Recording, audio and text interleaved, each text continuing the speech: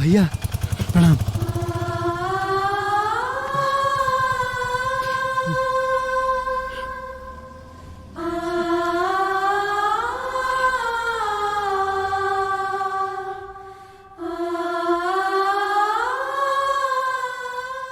करेजा चौड़ा कदला हो। अब तो पूरा गांव में हम हेतर घूमे हो। अच्छा तू डॉक्टर बन जी बनू तो वर्मा जीवा बनू उस सौरव के घर के सामने जमीन किन के 3 मंजिला ठकवाए मो। भैया ये सब रोरे विश्वास के फल है। और अब 3 मंजिला का हमने के 4 मंजिला खड़ा कर जाई। हाँ। अच्छा तू है साइकिल लेके घर जा। तू कहाँ जाता रहा? अरे यार पूरा गांव में मिठाई बांटे। अदालतों के मिठाई की दुकान पर जाता नहीं तनी मिठाई लिया। तू जा घर जा। ठीक बा।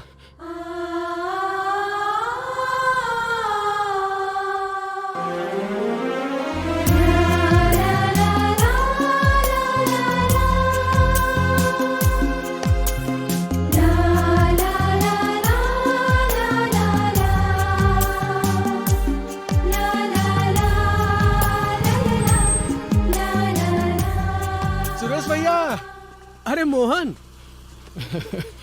का हो मोहन, बड़ा खुश दिखाई देता ना, का बात बा? हाँ हैलो मिठाई खा। अरे का भाई बबुआ पास हो गई। वाह रे राजू, हमारे गांव के नाम रोशन कर देलस।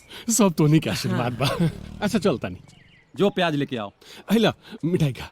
का हो मोहन, का भइल? गइल रहला साइबर। अरे काका पहले हैली मिठाई खाई खाई। अच्छा भाई के बिया तय कर देला का? ठीक है कैलो। वो कोनो डॉक्टर इंजीनियर तो बने वाला ना रहले। अरे काका हमार भाई मेडिकल एंट्रेंस क्लियर कर दलस। साफा पागल बड़ा का मर्दे, चीनी के मरीज हई, मुआवल चाहत बड़ा का? अरे काका खुशी के मिठाई है, अब एक पीस खा लेबो तो मर थोड़े न जइबो। तोहरा घर में खुशी बा तो दूसरा के घर में मातम मनावल चाहत रहा। हैं सुना, वैसे भी तोहरे एगो भाई नइखे निकलल बाड़े, ज्यादा इतना मत। अब चला निकला यहाँ से, हमरा के काम करे के बाद।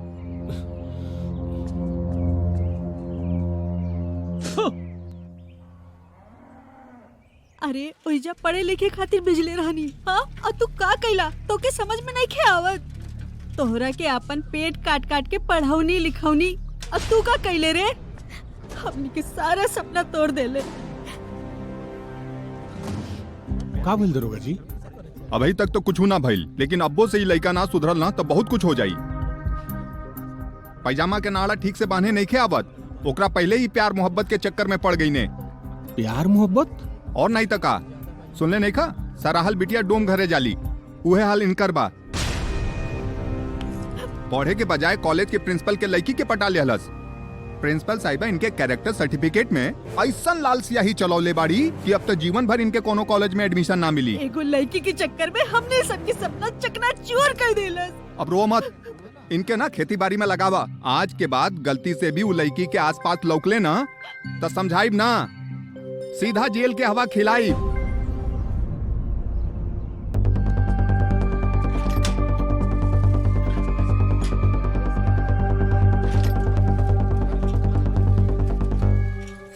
राजू राजू।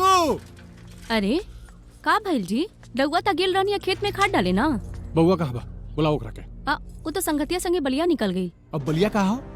अरे कोनो भोजपुरी हीरोइन बिया, वही के नाच देखे। आ तू रोकलू हो ना? तय में रोके का बाटे, हमेशा त पढ़ते रहल बाड़े, अभी कॉलेज में भी त पढ़े ही के बा। 2-4 दिन घूम ले पे दही। उनका घूमे फिरे खातिर हम पढ़ाओ तनी हैं? नचनिया बने के बउका आवे दो उनका के और सारा नाच गाना निकाल दे तनी।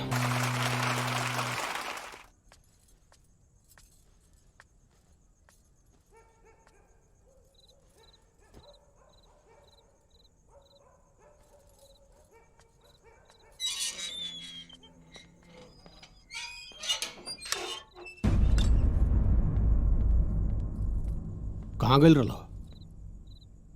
बलिया नचनिया बने के बा। तारा के नचनिया बनाओ खातिर दिन रात हम तारा पीछे लागल बानी। एको बात बताई, काहे भोरे से झुआता नहीं? झुआई ना तका करी, बहुत प्यार करे नहीं एकरा से। वही से ही पगला खाती हमेशा डर लगा रहेला कि कहीं जवानी के जोश में कुछ उल्टा सीधा ना कर दे।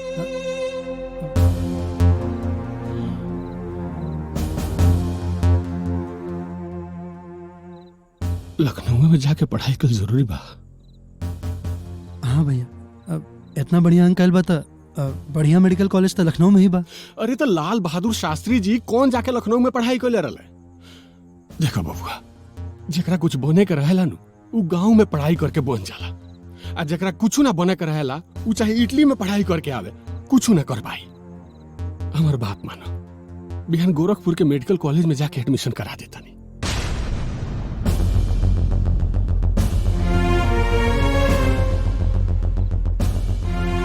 ठीक बा, तारा जवन बुझाए तवन कर। ए बाबू, बाबू काहे रउआ ओकर जिंदगी के पीछे पड़ल बानी हाथ धोके? हाँ, सवेरे लता लखनऊ में कोनो दिक्कत ना रहला, अभी अचानक से का हो गई? तू पिपिनुआ के बारे में सुन लू हो? अब बुझा गई। अच्छा एगो बात बताई, अगर अपना खेत में ओला गिरेला ता खाद डाले ना जानी? हाँ, एगो लइका गलती कर देहलस ओकर मतलब वो कुल लइका गलती करियन सन? देखो तू समझत नहीं खू, दिन जमाना बहुत एडवांस हो गइल बा। यहाँ रही तो हमनी के निगरानी में रही, वहाँ लखनऊ में के देखभाल करी कर? रउआ को याद बाड़ी हमारा दापुर वाली मौसी, उनकर ना एगो ननद बाड़ी। अरे जिनकर दियादिन के एगो बेटा हा चंदुआ, लखनऊ के कोनो कॉलेज में ना डॉक्टरी के पढ़ाई करत ताड़े। चंदू? अरे हाँ, हमरा तो दिमागे में ना आइल। सही कहा तर तू, हम बिहाने चंदुआ के फोन करते। तू जा तन समझा दो ओकरा के, जा।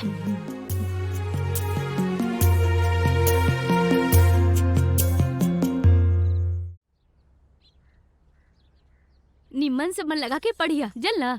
आई अचार और घी रखा तानी, समय समय पर खाइल करिया, ई ना की पढ़ाई के चक्कर में कुल भुला जाइया। अरे भाभी, अब हम कोनो छोट लड़का नहीं रह गइल। अरे हमरा खातिर जिंदगी भर लइके रहबा। याद बाटे जब ब्याह करके आइल रहनी ना, तब पेंटो पहने के सहूर ना रहे रहुआ। कैसे भूल सके नी भाभी, हमके तो अपन माई के चेहरा भी ठीक से याद नहीं खे। हमरा खातिर तो माई भी तू बाड़ू और भौजाई भी।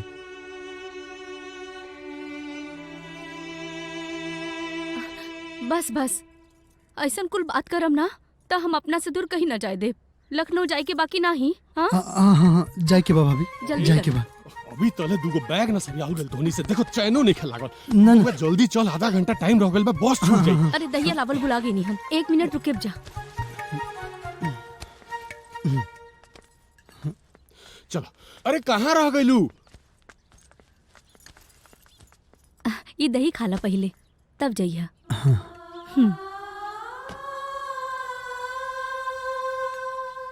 प्रणाम भाभी। ख्याल रखिए अपन। हाँ, चलो चलो जल्दी चलो, बस छूट जाए। चल घर के चलिए ख्याल भाभी। रखिए। आओ बबू।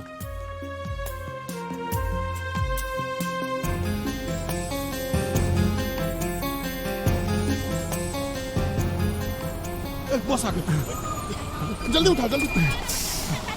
अरे आटा लगिन मारवा। भैया जल्दी आओ बबुआ। अरे ठीक से ना चलो भाई, चाट के मुंगा दबले का। अरे चला ना मर्दवा। बबुआ, हाँ अरे आराम से हो। बबुआ, हाँ, आगे नहीं आगे नहीं। है ना, ये से।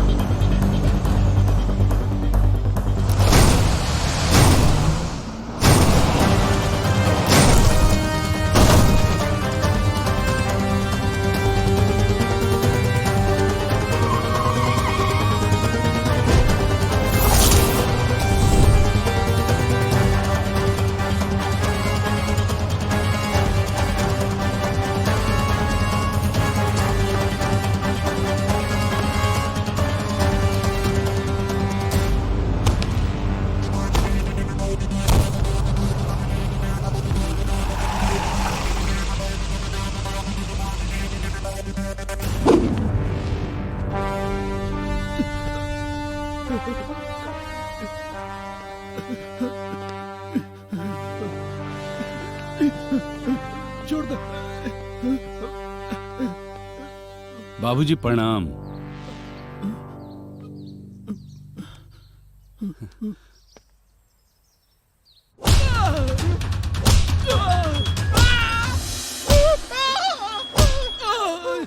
हाँ डब्लू। बाबूजी मिल गई ले। अरे वाह, उनके इज्जत से लेके घरे आवा। हाँ, हम अभी लेके आवतानी। का बाबूजी,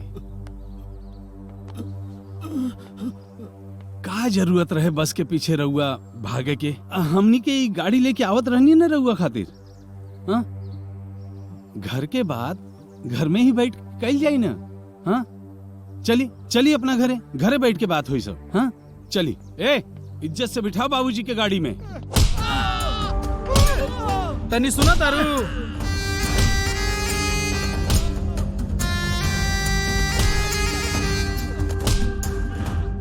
बाबूजी बेटा गई नहीं, डब्लू लेके आ रहा बा। अच्छा, हाँ। तो तू काहे खातिर ऐजा अपन दाई महतारी करा रहल बाड़ा? अब हम का कह धनी? तोहनी के यह करतूत के वजह से अभी तक बेटा दुआरे नहीं चढ़ल। अगर अब की बेर कुछ गड़बड़ाई नू तो तू दोनों भाई के ई घर में ढुके ना दे, बुझला?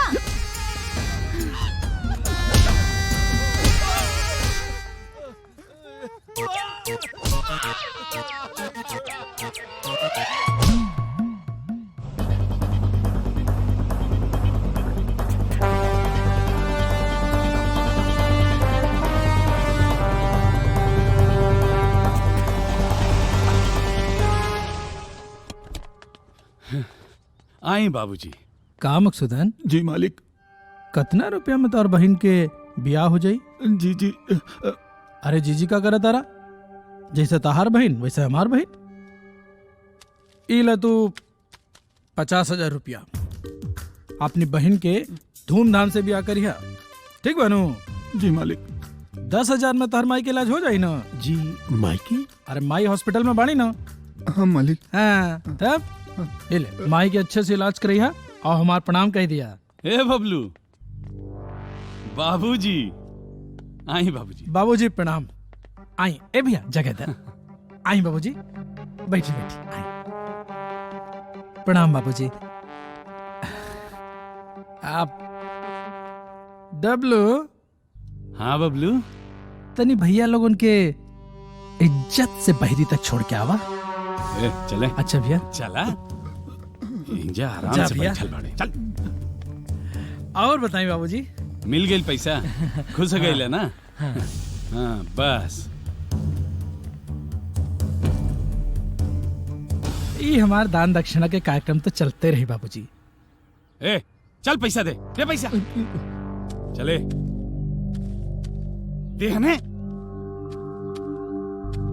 आज बिलाई के भागे शिखर टूटल बा, और शिखर ना बार बार ना टूटेला। चल चल चल, निकल निकल भैया। गांव जवार के दुख हम अपन दुख समझेली बाबूजी। खैर, और बताई रउआ एक बात बताई, अपन डॉक्टर लड़का से हमरी बहिनी के ब्याह करावला में का दिक्कत था? चाय पी।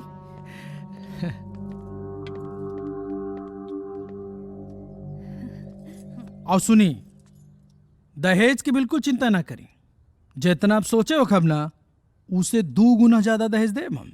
हमके 2-4 दिन के समय दी, हम पंडित जी के खुदे ले आई। ए बाबूजी, पंडित जी इजा बानी, हमार खानदानी पुरोहित। ए बाबा। जी जी जी जी भैया जी। है ना बा? जी भैया जी बोली। पत्रा बानू। अरे भैया जी, अरे पतरा कैसे ना रही? बिना शुभ मुहूर्त देख ले रहुआ केकरो मारी ला का? बाबा तनी पत्रा निकाली। हाँ देखा तानी देखा तानी।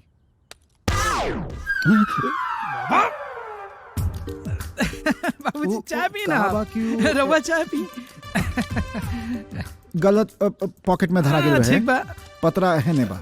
खोली। ए भैया जी, हाँ। अगला 10 दिन तक कनो शुभ लगन मुहूर्त है या नहीं खे? डब्लू।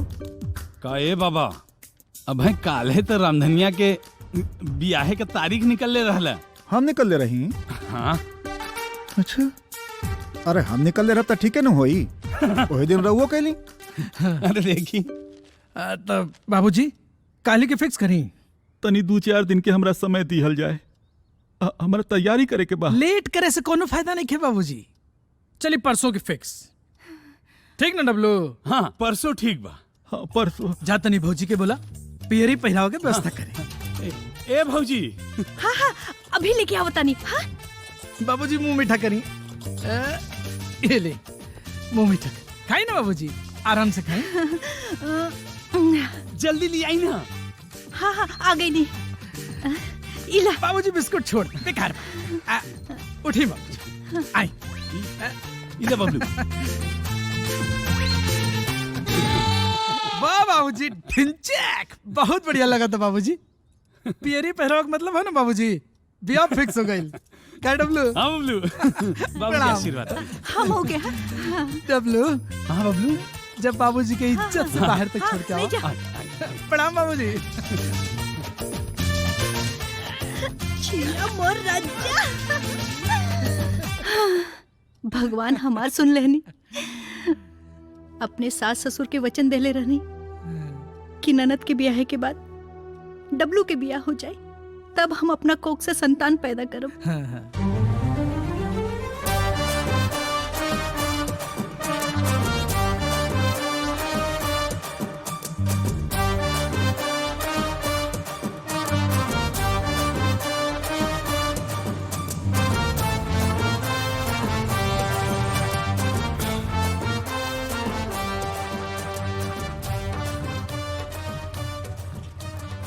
लो सामान उतार।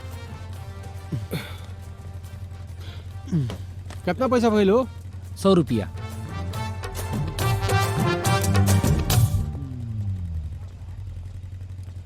हेलो। अरे भैया भैया। अरे खुश रहो। का हाल चाल? क्या हो? सब बढ़िया बा। तो यह तानी का कॉलेज है? हाँ भैया ये कॉलेज है। हाँ। अच्छा ये सब छोड़ी, चली पहले चाय पी ली। चली। अरे ना ना तोनी का पियो जा, हम तनी कॉलेज घूम के आओ तनी। जा बे। ठीक बा भैया चल। चल राजू।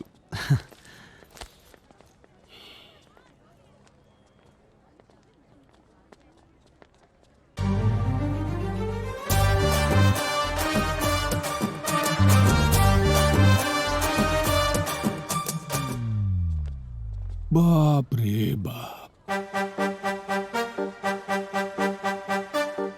जहाँ चारू ओर सुखाड़ रोला वहां तो ससुरा बिपिनुआ के फिसले में टाइमे ना लागल। यहाँ तो चारू ओर दलदले दलदल बा। ना ई दलदल में हम अपना भाई के ना धसे दे। कैंसल, ई कॉलेज कैंसल। चटाक से मोड़ लग, और बाद चारों खाने चीत।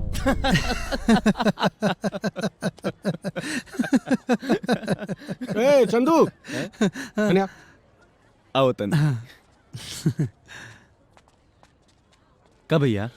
बउआ ई कॉलेजवा हमरा इतना निमन नहीं बुझात, कोनो दूसर बढ़िया कॉलेज नहीं खे। ए मर्दे, एक कॉलेज खातिर लोग तरसेला। एहिजा के पास आउट डॉक्टर के डिमांड विदेश तकले बाटे। ए चुप रहा ना, जितना पूछा तनी उतना बतावा। एह टक्कर के मेडिकल कॉलेज कहीं हला ही नहीं खे।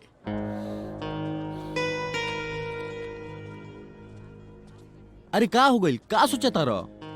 अरे यहाँ लड़की सन के भीड़ देखो तारो, आ ऊपर से लड़का लड़की आपस में चिपक के बैठल बाड़ा सन। कहाए के डॉक्टर के पढ़ाई करता लो, फिल्मी हीरो हीरोइन खानी चिपक के बतियावता लो। अरे भैया एही खातिर कुल आम बात बा। ए तारा आम इमली के तब समझत नहीं का, ई सब आग है सन आग। हमार भाई देहात के घास फूस के करीब जितने आग रही उतने आग लगला के डर लग रहा है। दात मर्दे तो के हतनी सब बात पर पूरा एकदम होपलेस हो गइल। तू चुपचाप एकर नाम लिखवावा, वैसे भी हम बानी नु मर्दे। एकरा के पाछा तो छोड़, दाएं बाएं भी ना देखे दे।